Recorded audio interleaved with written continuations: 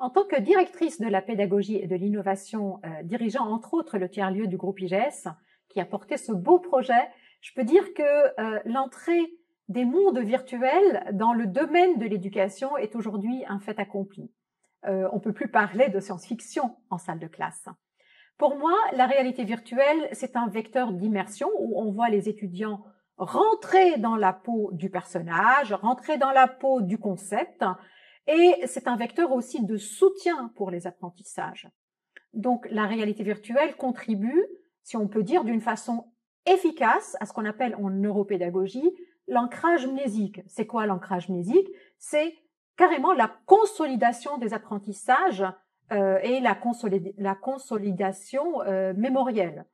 Donc, la réalité virtuelle, c'est une forme de pédagogie active où les étudiants, tout simplement, rentrent dans le jeu et apprennent par eux-mêmes donc les démarches.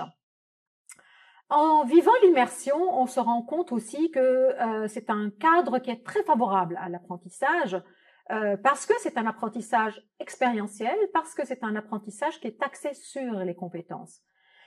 Pourquoi justement cette expérience-là et pourquoi la réalité virtuelle ancre cet apprentissage? Donc aujourd'hui, en réalité virtuelle, les 5 sens peuvent trouver toute leur place dans l'apprentissage et peuvent trouver aussi tout leur potentiel dans cette expérience qui est vécue par les apprenants, une expérience qui pourrait être visuelle, avec donc cette expérience de vivre les images grandeur nature, un sens aussi auditif, être au contact justement de sons divers, les entendre d'une façon amplifiée, un sens olfactif et pourquoi pas dans un certain cas le sens gustatif et le sens haptique, c'est la capacité justement à toucher les objets.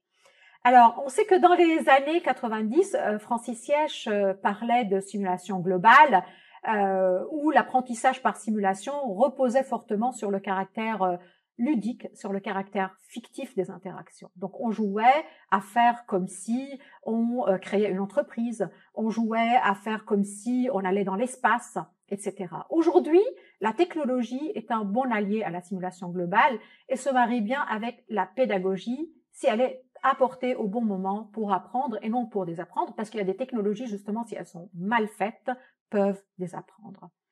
J'aimerais rappeler que l'objectif primordial de toute pédagogie est d'apporter à la fois un engagement cognitif, donc tout ce qui est cerveau, un engagement corporel et un engagement émotionnel. Et je pense que la réalité virtuelle accomplit cette tâche de toucher le cœur, de toucher le corps et de toucher le cerveau à la fois de l'apprenant dans une approche qu'on appelle une approche holistique de l'apprenant, une approche où l'apprenant ne vit pas l'apprentissage comme cloisonné, comme segmenté, comme séparé, mais comme un tout holistique, comme une expérience vécue et pourquoi pas une belle et bonne expérience.